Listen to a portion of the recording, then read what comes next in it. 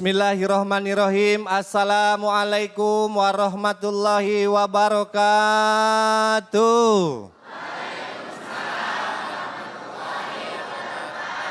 Yang jawab salam kita doakan mudah-mudahan panjang umur, panjang rezekinya, naik kelasnya yang lagi sekolah, naik pangkatnya yang lagi ngejar jabatan. Mudah-mudahan matinya dalam keadaan husnul khotimah.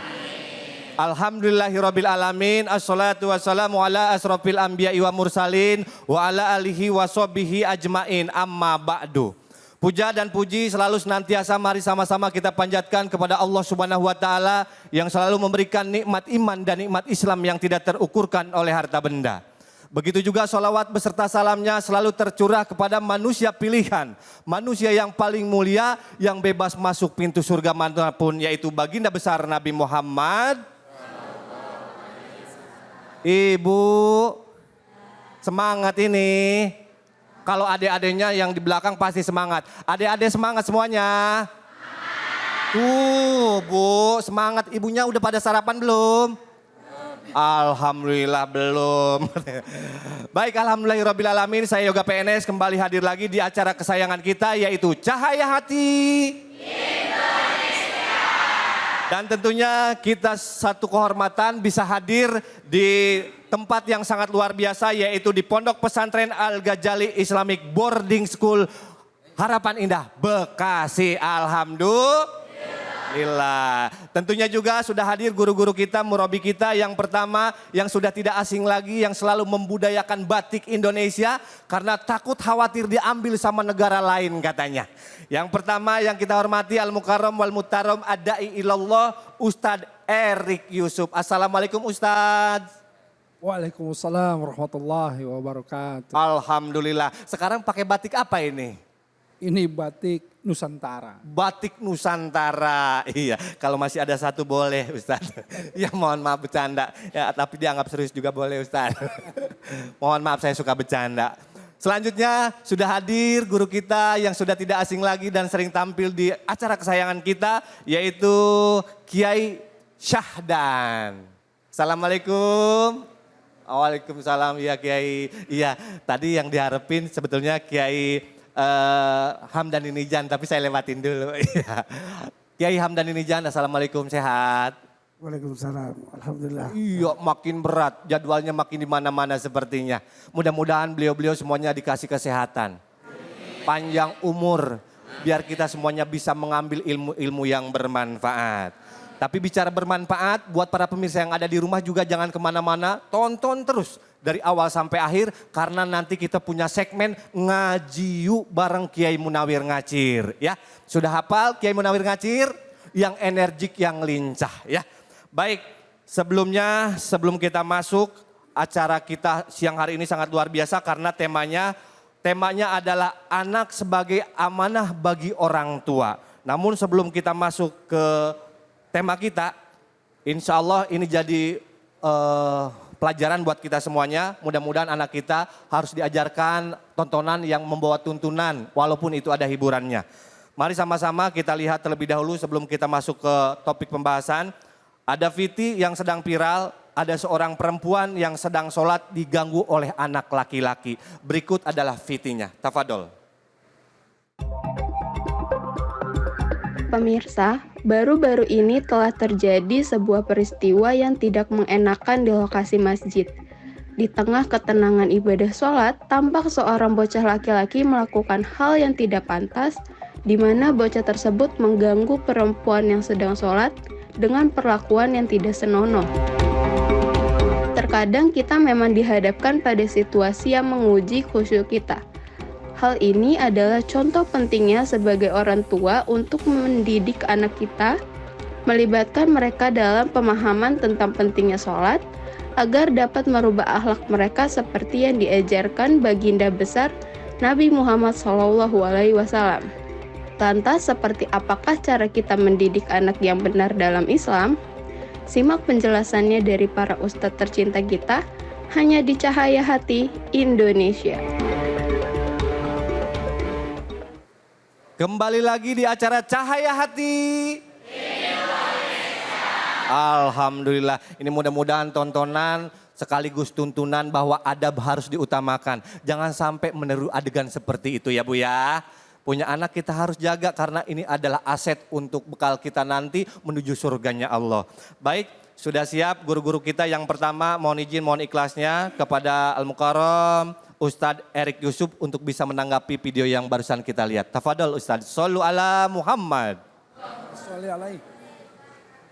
Bismillah, salatu wassalamu rasulillah wa ala alihi wa sahbihi wa mawalah wa ba'du. Assalamualaikum warahmatullahi wabarakatuh. Waalaikumsalam warahmatullahi wabarakatuh. Izin Kiai Hamdani, Kiai Sahdan. Jika kita lihat tadi di dalam tayangan tentu ya, alhamdulillah kalau di pesantren ini pasti kan ta'adabu tsumma ta'lamu. Jadi yang namanya adab selalu mendahului ilmu. Jadi na'udzubillah tsumma na'udzubillah, kalau kita lihat bagaimana anak itu sebetulnya boleh jadi bermain-main, tetapi kalau kita lihat sangatlah tidak pantas apa yang dilakukan. Ya, karena apa? Yang dilakukannya itu betul-betul merendahkan atau melecehkan ya dari seorang wanita, dan lebih mengerikan lagi ini terjadi di masjid. Wah, dan kemudian kalau saya lihat dia sedang sendiri ya, tidak dengan ada orang-orang yang lainnya. Jadi entah apa yang ada di dalam alam bawah sadar. Karena kalau misalnya kita lihat yang namanya akhlak itu ya, itu muncul dari apa? Dari alam bawah sadarnya. Sesuatu yang biasa dilakukan karena apa? Karena informasi yang masuk ke dalam pikirannya itu akan disimpan dalam otaknya, dan kalau kemudian itu terus menerus dalam waktu yang panjang, dia akan otomatis masuk ke dalam alam bawah sadar. Ya, nah jadi apa yang dilakukan oleh anak tersebut itu bukanlah kemudian satu kali atau dua kali atau secara kebetulan saja, bukan. Tetapi ini adalah sesuatu yang sebetulnya pasti sudah berkali-kali atau sudah menumpuk apa yang masuk, informasi-informasi yang tidak baik di dalam apa? Kepala atau pikirannya. Nah, karenanya kalau kita tadi bicara masalah amanah ya, tentu ku anfusikum wa ahlikum nar. Betapa kita harus kemudian menjaga ya kita sendiri pribadi, keluarga kita ya, juga lingkungan kita dari hal-hal yang buruk. Nah, kita seringkali bicara kalau dalam istilahnya Kiai ada namanya setan gepeng. Nah, kita ini harus bagaimana belajar mengontrol yang namanya setan gepeng ini. Ini setan gepeng itu apa? Ah, ini setan gepeng ini. Ya, ini setan gepeng. Ya, yang bukan hanya, kan kalau setan itu allazi waswisu fi sudurin nas minal jinnati wan nas. Betul enggak? Nah, kalau ini dari mana? Ah, kita langsung tidak harus langsung masuk ke dalam dada ini. Ini langsung di tangan kita. Nah, ini kita harus mengontrol, karenanya adik-adik semuanya, juga ibu-ibunya, juga bapak-bapaknya, ini kita semuanya harus bersama-sama untuk apa? Untuk memilih informasi yang masuk kepada kita, juga kepada anak-anak kita. Ya, jangan sampai informasi yang masuk terus-menerus itu adalah informasi yang salah atau yang menyesatkan, yang akan merusak akhlak generasi kita. Ya, itu saja insyaallah. Semoga kalau di sini semuanya soleh-soleha ya, semuanya akan memilah-milih apa-apa yang akan dilihatnya. Insya Allah. Terima kasih kepada guru kita Ustadz Erik Yusuf yang sangat luar biasa memaparkan keilmuannya. Dan selanjutnya untuk sebagai suplemen tambahan supaya kita makin banyak ilmu bersama guru kita yaitu Kiai Hamdani Nijan. Kepada guru kita waktu dan tempat kami persilakan, tafadhol. Bismillahirrahmanirrahim. Assalamualaikum warahmatullahi wabarakatuh. Alhamdulillahirabbil alamin. Allahumma shalli ala sayyidina Muhammad wa ala ali sayyidina Muhammad. Hadirin hadirat jamaah sekalian yang hadir di acara Cahaya Hati News di Pondok Pesantren Al-Ghazali, Harapan Indah, Kota Bekasi. Mudah-mudahan semua yang hadir diberikan keberkahan oleh Allah Subhanahu wa taala. Amin. Para jamaah sekalian, baru saja kita lihat ya tayangan. Kalau secara pribadi saya merasa miris gitu ya. Kondisi objektif seperti itu. Merasa prihatin melihat realitas anak seperti itu kelakuannya. Yang biasa Ustadz ya, ketika berada di masjid itu biasanya ketika Ustadz jadi imam baca Al-Fatihah, yang di belakang anak-anak ngikutin. Saya baca Bismillahirrahmanirrahim, ikut mereka sampai walad boleh ikut semua tuh. Terus ketika Ustadz sudah selesai Suratul ladzina an'amta alaihim ghairil maghdubi alaihim waladdallin. Amin. Anak-anak gak begitu. Aminnya panjang gak selesai-selesai. Ada begitu tuh. Ada juga fenomena yang lain. Jamaah sholat, anak itu lari-larian terus bolak-balik ya. Ada juga ustadz sholat, anak naik di punggung. Nah fenomena itu terjadi ketika kita melaksanakan ibadah ya.